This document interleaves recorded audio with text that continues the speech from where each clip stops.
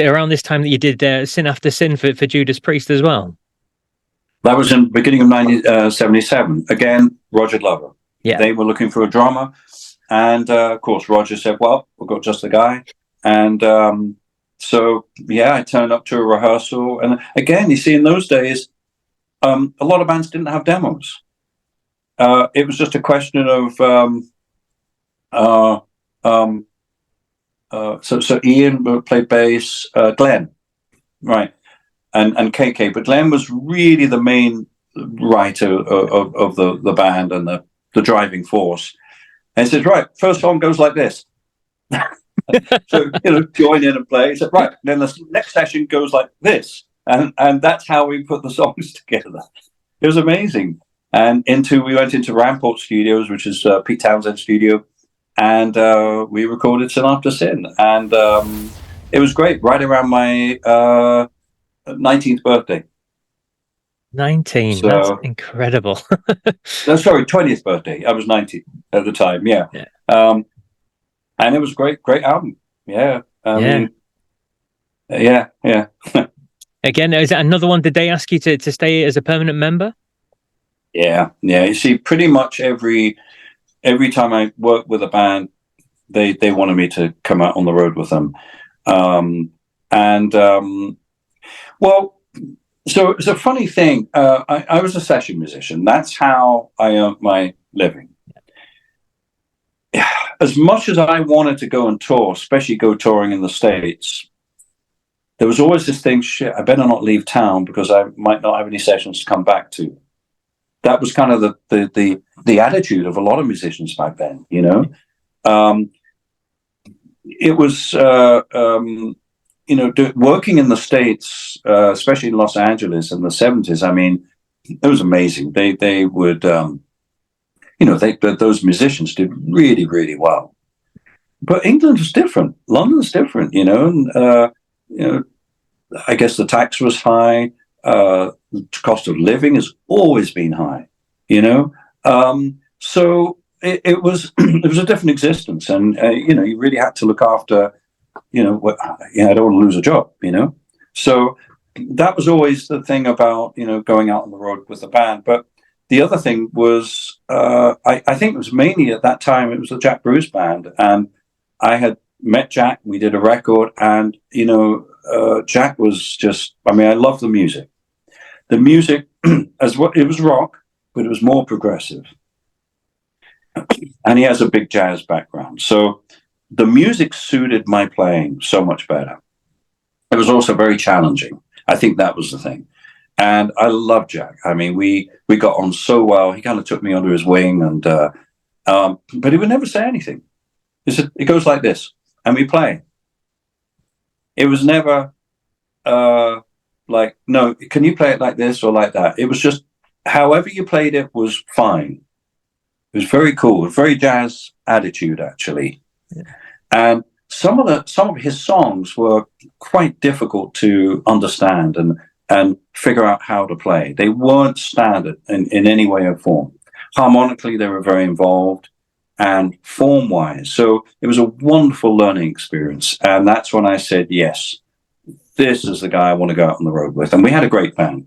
Tony Hymas playing keys, Huey Burns playing guitar. He played that famous guitar solo on Jerry Rafferty's Baker Street. So, that to me, and that's the reason I had to say no to all these other, wonderful opportunities, really. Incredible opportunities, Rufford. So in terms of being with Jack, how long were you with Jack, and why did you end up parting company with Jack when you did? 2 years. We made the record in August or September of 76. We toured for most of 77. We made another record in 78, but he got dropped from his record company. And, his personal life kind of fell apart a little bit. So the writing was on the wall. Sadly, that was kind of the end of the project. And then all of a sudden, Jeff Beck. Just Jeff Beck, the way you say it. Yeah, it was Max Middleton, who I'd done many sessions with. Jeff was looking for a new band, He had just finished his project with Jan Hammer, which was 76. And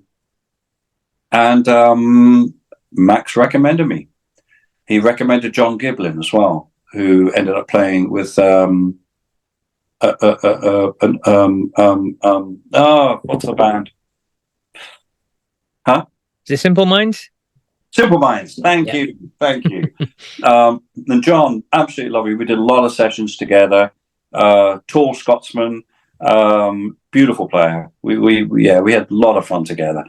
And we went down to Jeff's house and we just jammed for a bit. And Jeff didn't quite get on with John, but he was fine with me. And all of a sudden, I was getting calls to record with Jeff, asking me, where should we record? Who can you recommend an engineer? Mainly because I was in studios, and so I knew all the studios, which would be the suitable place to record. And I chose Ramport. To me, it was the most rock and roll studio at the time. Jan Hammer came over, and it was the first time I met Jan. Of course, I'm a huge Mahavishnu Orchestra fan, and I was like, wow, this is amazing. And it was just Jeff, Jan, and myself, no bass player. Wow. Jan played Moog bass, and we started recording the songs for There and Back. And then I got a call, would you come down and rehearse? This is Jeff's manager, Ernest Chapman. He is ex-military tank commander, and he dealt with everything very military-like, And hello, dear boy. Yes, would you come down to Jeff's house and come and play with Stanley Clarke? The Stanley Clarke? Yeah. Yeah, sure. So now I'm driving down to, East Sussex, and I get there and meet Jeff and meet Stanley. It's like, wow, And then all of a sudden we're off to Japan to do a tour, and that's kind of how that came about. Yeah. Incredible. Every story you tell is incredible. In terms of Jeff, then obviously we sadly lost him earlier this year, at the start of this year, in fact. Everyone always speaks so highly of his talent with the guitar, and he's one of the greatest we've seen. I mean, you've obviously worked with some incredible guitarists. I mean, where do you rank him in terms of rock guitarists? Yeah, I mean, I really have been lucky to work with some of the best guitarists in the world. Well, all I can say is their heroes are Jeff. Their hero was always Jeff. That's the thing, no matter how good they were, and they were fantastic, they are fantastic. Joe Satriani, Steve Lukather, but you talked about Jeff and they go, well, and I understand why. I worked very closely with Jeff for 2 years. In 1981, after There and Back, we were working on a project, and it was just the two of us. And I was just, I just started writing music, so I was really trying to compose music with Jeff. And we were trying all sorts of bass players out. But back then, Jeff was very difficult to get out on the road. He was, we would only tour 2 weeks, 3 weekends. That's all he would want to do. He just lost patience with it. So he just wanted to get home. I hear in later years, he was much more enthusiastic about touring and did a lot more. But back then, it was kind of tough, So we worked very closely. And, I used to be down at his house quite often. And we'd be watching TV in the living room, and he'd have his guitar. And a lot of this stuff that he started playing later, he was already experimenting with. You could just hear it, just the sound of the strings.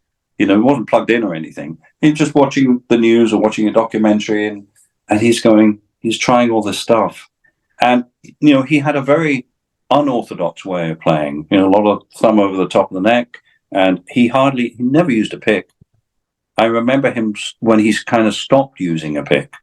It was just fingers, and it was really quite amazing. And I remember in his music room, he had loads of guitars just resting up against the sofa. And he was big into cars, and often his fingernails were full of oil. And if you shook hands with him, I mean, he used to wipe his hands on his T-shirt first then shake hands. And then I used to pick up these guitars, and you'd have to wash your hands afterwards, because in the frets there was ingrained oil, motor oil, you know. And he had a whole bunch of Ibanez guitars. They were trying to, and they were beautiful. I mean, I'm not a guitar player, but I was trying to kind of get him. I said, Jeff, why don't you use these guitars? And he'd say, they're too easy to play. I like a hard guitar to play. He was frightened that if he got used to playing guitar that was too easy to play, he'd lose his technique. So he liked to fight the guitar. He always, you know, isn't that amazing? Yeah. So we worked very closely with each other for a while, and the project didn't take off. We tried various things, but it didn't really work. We even recorded some stuff with Bob Ezrin as a producer, but it was a bit stillborn. And then Mick Jagger came into the fray. So anyway, that's